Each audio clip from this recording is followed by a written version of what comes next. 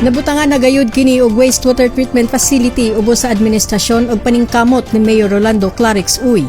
Ug magamit na usab human kini gi-turnover adlong Martes, Hulyo 8 sa pagpangulo ni Mayor Clarix, Department of Environment and Natural Resources Environmental Management Bureau Regional Director Rinaldo Digamo, City Economic Enterprises and Business Development Administration General Manager Attorney Marian Ragas ug punong Barangay Rinier Joaquin Kapkik Uy sa Barangay Carmen. Sa iyang mensahe, gipasalamatan og gidayeg ni Director Digamo si Mayor Clarix nga gisugdan niya pagtubag ang isyu sa kinaiyahan ug pagsunod sa Clean Water Act of 2004, ingon man pag-ila sa urgent needs sa wastewater treatment facility. Dako nato nga pasalamat nga milabay lamang ang usa ka bulan o 3 ka adlaw. Kay July 8 man karon, nag-inauguration kita dito sa atuang STP sa sanitary landfill June 5. Atol sa World Environment Day.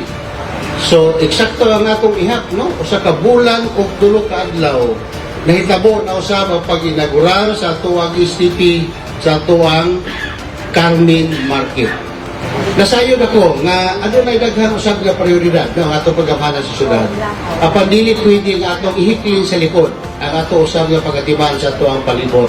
Sanglit aduna magnisay impact sa panglawas. Si Mayor Clarix may padayag na sa kanunay iyang gipaningkamutan nga maatiman ang maayong panglawas sa katawhan aron sa ingon mahimo sila nga produktibo pinaagi sa pag-atiman sa isyu sa kinaiyahan.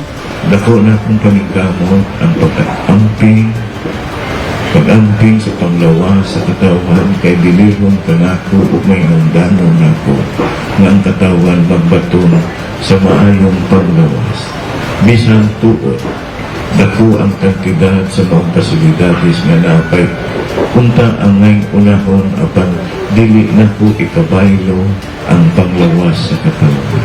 Kanunay, yun na po unahon palabiron o mismo paningkamutan na matagaan o pundo nga ang atong mga katawan makabaton sa maayong panglawas. So, dako na mo nga kalipay nga matagaag pagtagat nga ang mga water pollutants mawala na.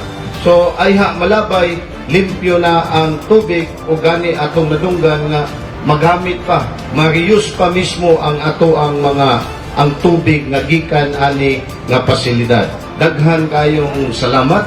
I hope nga kini mulangkot o mas daghan pa nga makakumply nga mga government institution. Sa sunod bulan, ang wastewater treatment facility na usab sa Kugon Market ang gikatakdang ma-turnover. Ang kalihukan gitambungan usab nila ni City Councilors Roger Abaday, Enrico Salcedo ug Juancho Pascual, City Administrator Attorney Roy Hilario Raagas, mga barangay kagawad sa Barangay Carmen, City Hall Department Managers, mga opisyales sa Carmen Market United Vendors Association ug ang kontraktor sa proyekto. Agig pag-comply sa Clean Water Act of 2004, gisaad ni Mayor Clarix. Human mamuntar ang wastewater treatment facility sa Carmen Market, isunod na usab dinhi ang Kugon Market sa sunod bulan. Ang GR Bora Hospital ug Westbound Terminal and Public Market na usab ang mamuntaran sa susamang pasilidad. Kauban sa cameramen, June Cañete, Janel Neri ug Roel Felicitas, Annabel Recalde alang sa City Hall News Update.